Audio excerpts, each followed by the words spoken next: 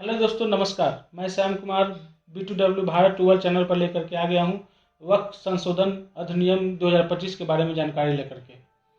दोस्तों, आज हम बात करेंगे वक्फ संशोधन अधिनियम 2025 की, जो हाल ही में संसद से पारित हुआ और जिस पर सुप्रीम कोर्ट ने भी कुछ महत्वपूर्ण टिप्पणियां की है।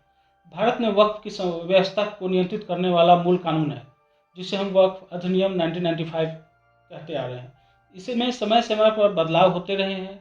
2025 में सरकार ने बड़ा संशोधन करके इसका नया रूपरेखा तय किया है। अब इसका नाम रखा गया है united Waqf management empowerment efficiency development act 1995। तो वक्फ कानून पे जो सुप्रीम कोर्ट का निर्णय आया है, उस पर आज मुस्लिम पक्ष बहुत ही खुश है।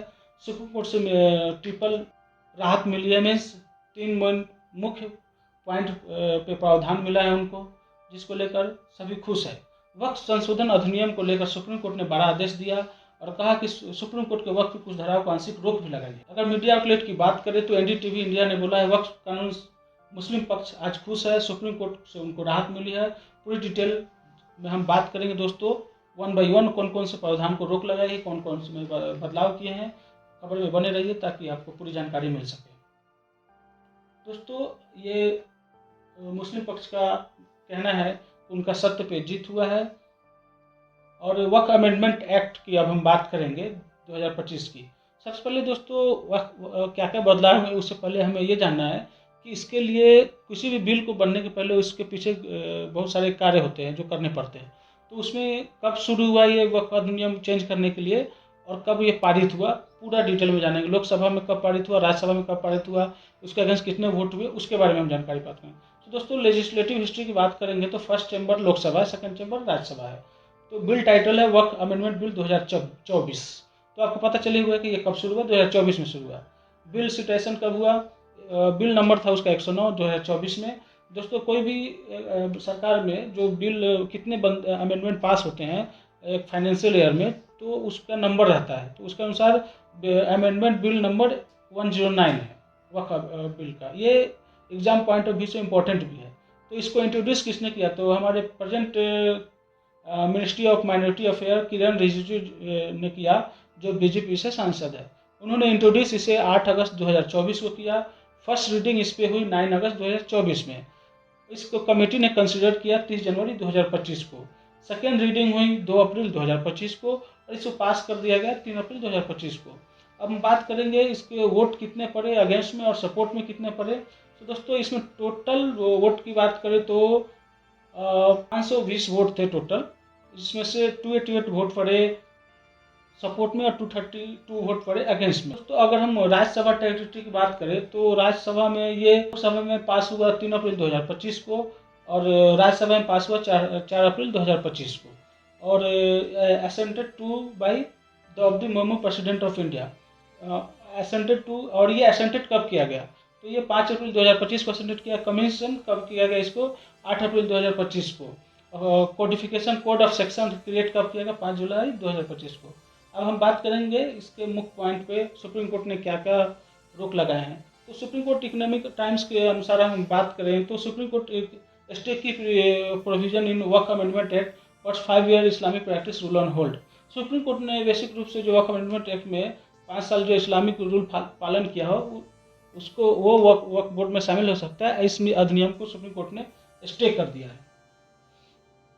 टाइम्स ऑफ इंडिया ने बोला 60% Waqf land encroached upon board vow to approve squatters. Supreme court observer की बात करें तो changes to Waqf law favour heavy tilt towards political and bureaucratic control. मतलब उनका बोलना है कि वक्फ बोर्ड में जो चेंजेस हुए थे वो बहुत ही ज़्यादा झुकाव था पॉलिटिकल और मीन्स राजनीतिक और ब्यूरोक्रेटिक कंट्रोल की तरफ। सुप्रीम कोर्ट ने वक्फ कानून पर पूरी तरह रोक लगाने के किसी भी आधार को खारिज कर दिया है।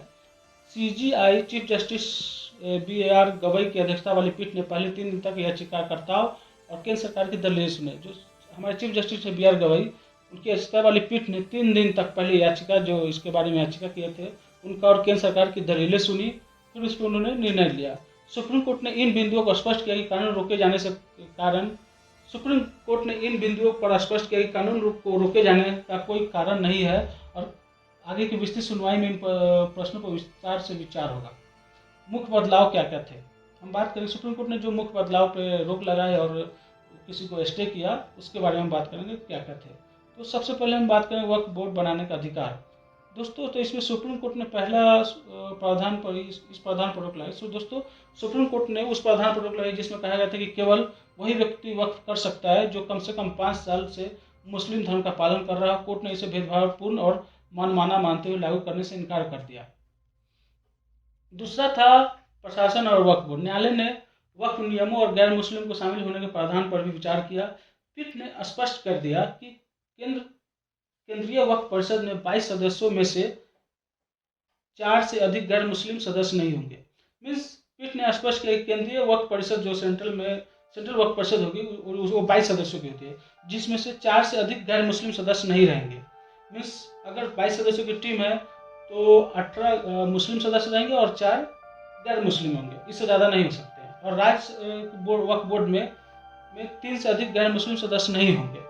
अब वक्फ बोर्ड में मुस्लिम महिलाओं और गैर मुस्लिम अलग अलग फिरकों के प्रतिनिधि शामिल किए भी जाएंगे। चुनाव और नामांकन प्रक्रिया को राज्य सरकार और केंद्र सरकार ने अधिक नियंत्रण में ले लिया था, जिसको बदलाव किया गया। संपत्तियों की जांच और पंजीकरण की बात करें तो पहले यह काम सर्वे कमिश्नर करते थे, अब इसकी जिम्मेदारी जिला कलेक्टर को दी गई थी, जो केंद्र सरकार ने अधिनियम लाया था। उस पर रोक लगाते हुए सुप्रीम कोर्ट ने बड़ा आदेश दिया कि अब जिला कलेक्टर फैसला नहीं ले पाएगा कि कोई संपत्ति वक्फ का है या नहीं है। कोर्ट ने यह माना कि कलेक्टर को यह अधिकार देने से मनमानी और विवाद बढ़ सकते हैं। अब हम बात करेंगे महाराष्ट्र से जुड़े पहलू के बारे में। तो दोस्तों, वक्फ बोर्ड का ऐसा मानना है कि महाराष्ट्र में स्टेट ऑफ वक्फ अधिनियम 2022 लागू है, जिसमें यहाँ वक्फ संपत्तियों पर कब्जे का बहुत बड़ी समस्या है। हाल ही में राज्य वक्फ बोर्ड ने कहा है कि लगभग 60% संपत्तियों पर हाल ही में राज्य वक्फ बोर्ड का मानना है कि वक्फ की जो 60% संपत्तियां है उस पर अवैध कब्जा है और उसे हटाने की कार्रवाई चल रही है। और इसके और आगे हम बात करेंगे विवाद और चुनौतियों का। तो संवैधानिकता, कई याचिकाएं सुप्रीम कोर्ट में लंबित है। मीन्स बहुत सारी याचिकाएं जो सुप्रीम कोर्ट में लंबे समय से चली आ रही है, अभी उसका डिसीजन नहीं हुआ है। संपत्ति का स्वामित्व, क्या सरकारी भूमि को वक्फ घोषित किया जा सकता है, यह एक बड़ा सवाल है। स्वायत्ता बनाम सरकारी नियंत्रण, मुस्लिम समाज का कहना है कि सरकार ने वक्फ बोर्डों पर अधिक नियंत्रण कर लिया है। मुस्लिम समाज का कहना है कि सरकार जो अभी नए नियम लाई है उसमें उस वक्फ बोर्ड के बहुत सारे जो नियंत्रण थे उसको उन्होंने अपने कंट्रोल में ले लिया है। अब हम बात करेंगे दोस्तों, सुप्रीम कोर्ट ने जो 10 महत्वपूर्ण आदेश दिए हैं उनके बारे में। 3 तो पहले हमने बात किया क्या क्या रोक लगाया, और पूरे इन डिटेल में अभी आएंगे कि क्या क्या 10 महत्वपूर्ण आदेश थे। तो पहला था पूरे वक्फ कानून पर रोक नहीं। सुप्रीम कोर्ट का कहना है कि पूरे कानून पर रोक का कोई आधार नहीं है, हस्तक्षेप केवल दुर्लभतम मामले में होना चाहिए। सुप्रीम कोर्ट ने कहा पूरे कानून पर रोक लगाने का कोई आधार नहीं है, हस्तक्षेप सिर्फ उसी में करे जो दुर्लभतम हो, ऐसे मामलों में केंद्र सरकार हस्तक्षेप करे। और दूसरा ये था कि 5 साल तक मुस्लिम धर्म का पालन का प्रावधान करो। तो केंद्र सरकार ने जो रूल लाया था कि 5 साल वक्फ बोर्ड में नियम वही बना सकते हैं जो 5 साल से मुस्लिम धर्म का पालन किया। तो धारा 3 के तहत यह शर्त किसी भी व्यक्ति को 5 वर्षों तक इस्लाम पालन करना चाहिए। कोर्ट ने इसे अस्थायी रूप से रोक लगा दिया। अब तीसरी पॉइंट है राज्य सरकार को नियम बनाने का आदेश। कोर्ट ने यह भी कहा जब तक राज्य सरकार यह स्पष्ट नियम नहीं बनाती तब तक प्रावधान लागू नहीं होगा। राज्य सरकार को नियम बनाने का आदेश नहीं मिलेगा जब तक कोई स्पष्ट नहीं करती कि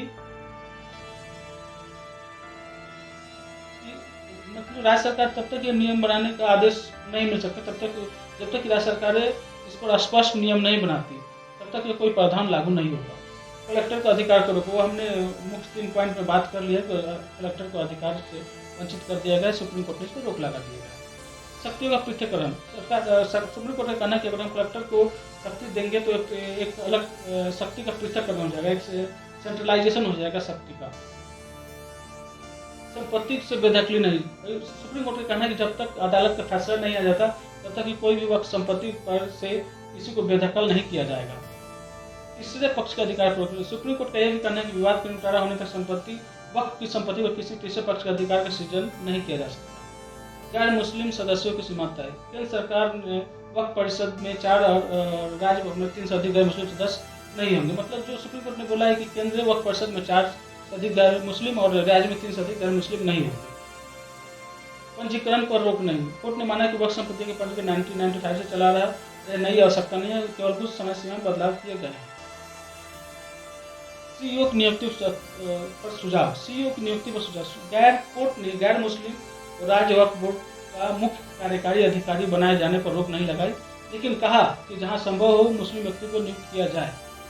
तो दोस्तों, वक्फ कानून जो 2025 में भारत में मुस्लिम संपत्तियों पर प्रबंधन और पारदर्शिता को बेहतर बनाने का प्रयास है, लेकिन इसके कुछ प्रावधान विवादित है। सुप्रीम कोर्ट में चुनौती किए जा चुके हैं।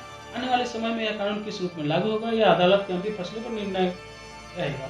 और इसके सुप्रीम कोर्ट के इस निर्णय पर इमरान प्रतापगढ़ी ने बोला है कि यह बहुत ही अच्छा निर्णय है। सुप्रीम कोर्ट ने सरकार के